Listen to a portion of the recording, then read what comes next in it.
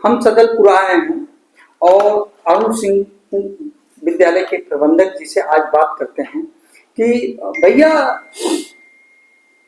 15 अगस्त पर आपके यहाँ कार्यक्रम होता है, किस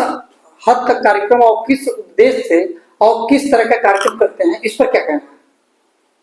मैं सबसे पहले तो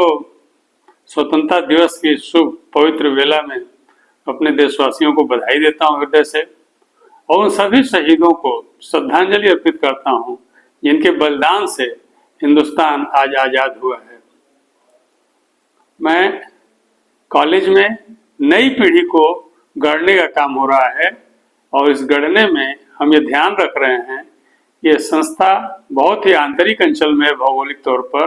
और यहाँ की प्रतिभा संपन्न बच्चों को उच्च शिक्षा लेने के लिए दूर जाना पड़ता था। हम सिर्फ यहाँ सिलेबस की शिक्षा नहीं बल्कि उनके व्यक्तित्व का विकास कैसे हो और इस विकास का सबसे बड़ा आयाम है कि अपना आत्मनिर्माण करें और जेहन में रखें इससे राष्ट्र निर्माण कैसे होगा।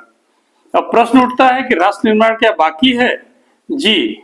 पिछले 8 दशकों में हमने एक लंबी यात्रा की है विकास, लेकिन अभी भी सामाजिक दृष्टि से, न्यायिक दृष्टि से, समानता की दृष्टि से हम विचार करें अगर तो समाज में इतनी असमानता और कुरीतियां व्याप्त हैं। जनता को समय से न्याय नहीं मिल रहा है, पेट भर खाने को तो मिल गया, पहनने को मिल गया, रहने को छत भी ले दे के पूरी हो रही है, लेकिन अभी मानव की तरह नहीं जी रहा है। इस बड़े लक्ष्य को हिंदुस्तान को प्राप्त करना है और विकसित भारत होने के लिए ये लक्ष्य अपना करके ये हम दावा कर सकते हैं कि हमारा देश विकसित हो गया। भैया, देश में अभी एक चर्चाएं चल रही है कि अभी हमारे देश में जो पहले था और आज के देश में क्या अंतर है? बहुत बड़ा अंतर है। हम आजादी के इन 78 सालों में जब यात्रा शुरू 79 वर्षों में हमने जो विकास की यात्रा शुरू की तो हम पाएंगे कि हमारे आगे पीछे ही दुनिया के और 9 स्वतंत्र राष्ट्र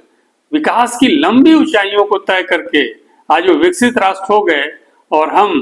ये कह सकते हैं कि बहुत से राष्ट्र ऐसे भी हैं जो हमसे पीछे रह गए, लेकिन हमें देखना उनकी तरफ है जो हमसे आगे गए और हम किन कारणों से रुके हुए हैं और हमारी यात्रा क्यों और तेज गति से पूरी नहीं हो रही है, इसी पर सबको विचार करना है। धन्यवाद।